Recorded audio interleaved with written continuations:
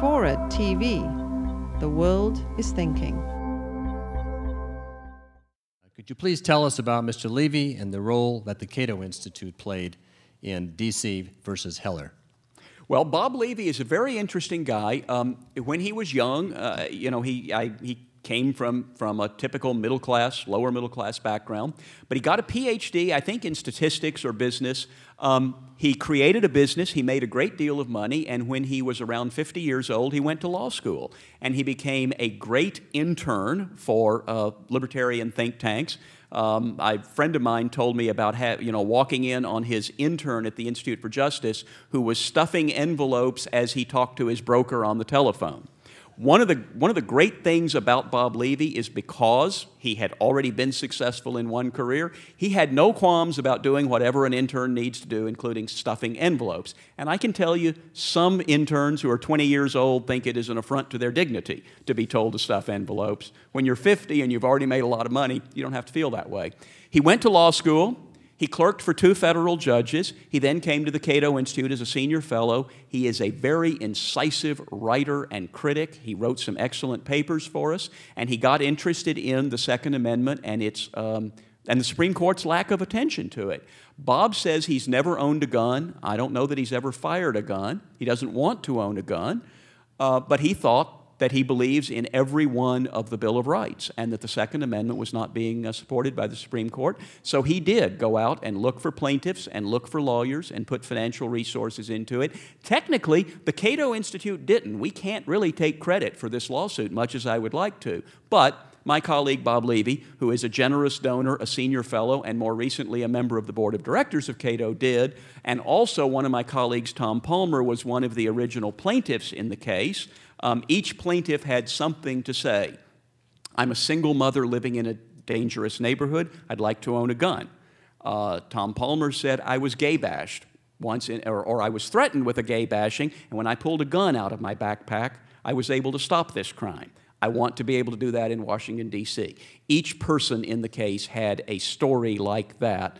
Bob Levy put all that together. He shepherded it through, and now the Supreme Court has attested that the Second Amendment means what it says. The right of the people to keep and bear arms shall not be infringed. So I'm very proud to have him as a colleague.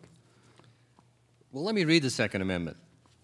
This is the second time in moderating questions at the Commonwealth Club that I've had the pleasure of doing this. We did it once, and I want to ask you in a moment about Wayne LaPierre, when Wayne LaPierre, the head of the National Rifle Association, appeared here.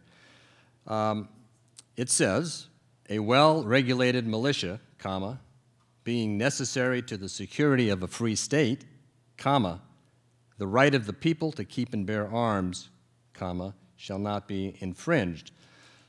So your interpretation or your definition ignored a well-regulated militia, the first portion of it.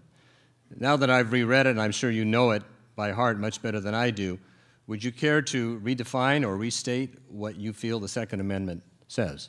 No. The militia is the whole people. That's what it meant. It was not an organized body under the thumb of government. It was the people organized for their defense. The people owned guns. This has been controversial. There has been 30 years of debate on what does this mean. And a lot of liberal law professors originally said, yeah, it means only the government decides. And over the years, many of them came around. Sanford Levinson of the University of Texas, somebody who might very well be a Democratic appointee to the Supreme Court. There are other liberal legal scholars who came to the conclusion, you know, you look at the historical evidence, you look at the wording in state bills of rights back then, it's pretty clear this is a descriptor, but the operative clause is the right of the people to keep and bear arms shall not be infringed. And in the First Amendment, it talks about the people, but nobody says, well, that's a collective right, only the government can print a newspaper. No, every individual can print a newspaper.